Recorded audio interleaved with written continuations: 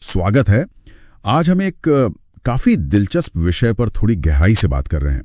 हमारे पास कुछ सामग्री है जो एक प्राचीन ज्ञान की बात करती है और एक तरह की सक्रियता की, जो थोथ नाम की एक रहस्यमयी हस्ती से जुड़ी है। हाँ, थोथ। दिलचस्प बात यह है, स्रोत कहते हैं कि यह संदेश सिर्फ जानकारी नहीं है, बल्कि एक सक्रियण बिंदु है और ये उन्हीं तक पहुंचता है जिनकी ऊर्जा पहले से इसके लिए तैयार है। हाँ, ये वाकई में एक ध्यान खींचने वाला विचार है।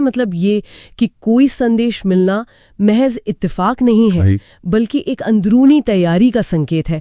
और स्रोत थोथ का जिक्र करते हैं। हाँ, थोथ मिस्र वाले। हाँ, जिन्हें प्राचीन मिस्र में ज्ञान और उपचार का देवता मानते थे और यूनानी उन्हें हर्मीस ट्रिस्मेगिस्टस कहते थे। अच्छा। उन्हें एक तरह के कोड का संरक्षक बताया गया है। हाँ, और ये कोड सिर्फ अक्षर या शब्द नहीं है जैसा मैं समझ रहा हूँ। बिल्कुल नहीं। स्रोत बताते हैं कि थॉथ के लेखन असल में वो कंपन थे, वाइब्रेशंस, ऊर्जा क्षेत्र। हाँ, ऊर्जा क्षेत्र।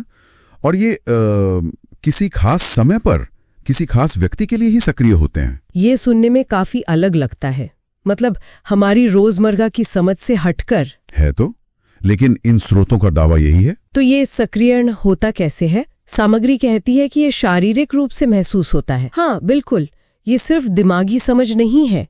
स्रोत कहते हैं कि शरीर में हल्की झुनझुनी या गर्मी या ऐसी भावनाएं जिन्हें शायद शब्दों में कहना मुश्किल हो। तो ये ऊर्जा के स्तर पर एक प्रतिक्रिया है, जैसे शरीर खुद ही कुछ पहचान रहा हो। हाँ बिल्कुल। यहाँ शरीर, मन और आत्मा को अलग अलग नहीं देखा गया है। अच्छा। वो मानते हैं कि ये सब एक ही कंपन की अलग अलग परतें हैं या अभिव्यक्तियां हैं। ठीक है। और थोथ के नजरिए से बीमारी का मतलब है अपने अंदरूनी सच से भटक जाना। और उपचार वो इस कंपन को फिर से लिखने या ठीक करने जैसा है। ये सक्रियण एक तरह से भूली हुई पहचान को जगाने जैसा है, एक स्मृति को। दिलचस्प है।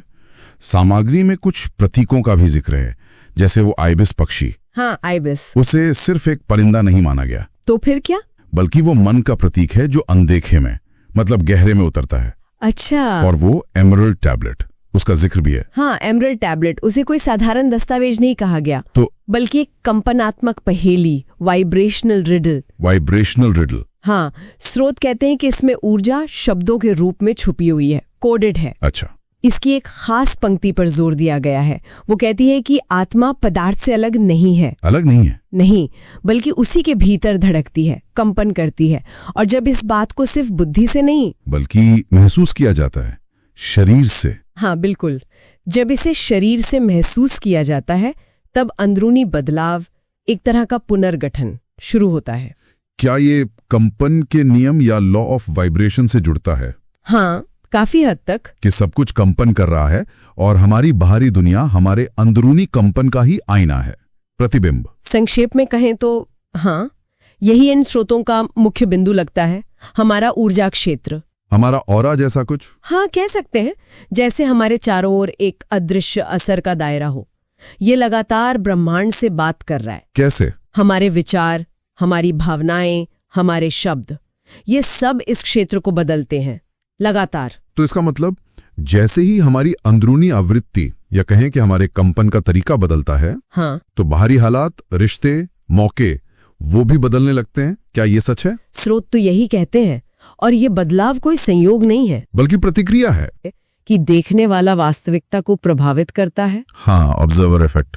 कुछ वैसा ही, जब अंदरूनी फ्रीक्वेंसी बदलती है तो बाहरी दुनिया भी उसी ताल में आने लगती है। और ये बदलाव जरूरी नहीं कि बहुत बड़े या नाटकीय हों। स्रोत कहते हैं कि ये सूक्ष्म होते हैं। हाँ, अक्सर सूक्ष्म होते हैं, जैसे शायद दर्द का कम महसूस होना, या वो जो बेकार के विचार बार बार आते हैं उनका कमजोर पड़ना। बिल्कुल, या भावनाएं तेजी से आकर गुजर जाना। और वो सिंक्रोनिसिटी की बात। हाँ, सिंक्रोनिसिटी ऐसे संयोग जो बड़े सार्थक लगते हैं। सही। स्रोत इसी तरह के अनुभवों का वर्णन करते हैं, जैसे ज्यादा साफ और गहरे सपने आना, या कभी अचानक से गहरी शांति महसूस होना। हाँ, ये सब संकेत हैं कि अंदरूनी ऊर्जा आजाद हो रही है, खुद को फिर से व्यवस्थित कर रही है, ठीक हो रही है। यह एक जीवंत महसूस होने वाला अनुभव है जो दिमाग के शक शुबहे के बावजूद होता रहता है। तो अगर हम सार देखें तो ये सामग्री थोथ के प्राचीन ज्ञान के जरिए एक ऐसा नजरिया दे रही है जहां कंपन और आवृत्ति के माध्यम से हम न सिर्फ अपनी वास्तविकता को समझ सकते हैं, हाँ, बल्कि शायद उस पर असर भी डाल सकते हैं। ये एक अंदरूनी पहचान और संतुलन को फिर से पाने की प्रक्रिया है। हाँ, और शायद सबसे बड़ा विचार यही उभरता है कि उपचार और बदलाव बाहर से नहीं आते, बल्कि अंदर से। बिल्कुल, वे हमारे भीतर की ऊर्जा और कंपन को पहचानने और उसे स्वीकार करने से ही पैदा होते हैं। और ये कोई एक दिन की घटना नहीं है, ये एक लगातार चलने वाली प्रक्रिया है, जैसे कोई भूली हुई याद धीरे धीरे ताजा हो रही हो। ये वाकई सोचने वाली बात है। यहाँ रुककर एक सवाल मन में आता है, अगर हमारे अंदरूनी कंपन वाकई हमारी बाहरी दुनिया को आकार देते हैं, जैसा कि ये स्रोत दावा कर रहे हैं, तो फिर अपने विचारों, अपनी भावनाओं और शरीर की संवेदनाओं के प्रति जागरूक होना कितना जरूरी हो जाता है। बहुत ज्यादा। क्या हम हर पल अनजाने में ही अपनी हकीकत को बुन रहे हैं? और मूल बात ये लगती है कि ब्रह्मांड हमारे अंदरूनी स्थिति, हमारी वाइब्रेशन पर प्रतिक्रिया करता है। बिल्कुल, और हम सचेत रूप से इसे चुन सकते हैं, अपने विचारों, अपनी भावनाओं को एडजस्ट करके। हाँ, और स्रोत ये साफ करते हैं कि ये कोई जादू टोना नहीं है। नहीं, बिल्कुल नहीं। उन्होंने इसकी तुलना एक वाद्य यंत्र जैसे सितार या गिटार को सुर में मिलाने से की है। अच्छा, जैसे वाद्य यंत्र को ठीक करते हैं? हाँ, वैसे ही चेतना को भी ठीक किया जा सकता है, उसे सुर में लाया जा सकता है। और ये सिर्फ किताबी बातें नहीं है। मतलब इसमें ऐसी प्रक्रियाएं, प्रैक्टिसेस शामिल हैं जो सच में चेतना को सक्रिय कर सकती हैं, वाइब्रेशन को अलाइन कर सकती हैं। ये दिलचस्प है। तो ये सिर्फ अंदर कैसा महसूस हो रहा है उसकी बात नहीं है, इसका बाहर भी असर होता है। हाँ, यही तो मुख्य विचार है। स्रोत यही कहते हैं, आपकी आंतरिक स्थिति, आपके विचार, आपकी भावनाएं, वो आपकी बाहरी सच्चाई से जुड़ी हुई हैं। तो जब आप अंदरूनी कंपन बदलते हैं तो बाहरी अनुभव वो भी प्रभावित हो सकते हैं। अच्छा, कंपन उपचार, वाइब्रेशनल हीलिंग, इसी समझ पर आधारित है। तो फिर इसे करते कैसे हैं? स्रोत कोई तरीका बताते हैं? हाँ, एक बहुत ही सरल तकनीक बताई गई है। कोई खास सामान या जटिल पूजा पाठ की जरूरत नहीं। अच्छा, क्या चाहिए फिर? बस 3 चीजें, आप खुद, आपका शरीर, आपकी सांस और आपका इरादा, इंटेंशन। शरीर, सांस और इरादा। हाँ, इसे स्रोत ने कंपन उपचार का त्रिपॉड कहा है। सुनने में तो काफी सीधा लगता है। हाँ, पर इसका मेल बहुत शक्तिशाली हो सकता है। अभ्यास शुरू होता है आंखें बंद करके और गहरी सांस लेने से। ठीक है। फिर हवा को महसूस करना है, जैसे वो कोई रोशनी हो, एक नरम सुनहरी रोशनी जो छाती के अंदरूनी हिस्से को छू रही है। विजुअलाइज करना है मतलब? हाँ, कल्पना करनी है कि हर सांस के साथ ये रोशनी फैल रही है और जब सांस छोड़ें तो वो सब कुछ बाहर जा रहा है जो अब आपके सच के साथ मेल नहीं खाता। तो ये सिर्फ सांस लेना नहीं हुआ? नहीं, इसमें इरादा और कल्पना दोनों जुड़ गए। बिल्कुल सही। ये वाइब्रेशनल विजुअलाइजेशन की पहली परत है।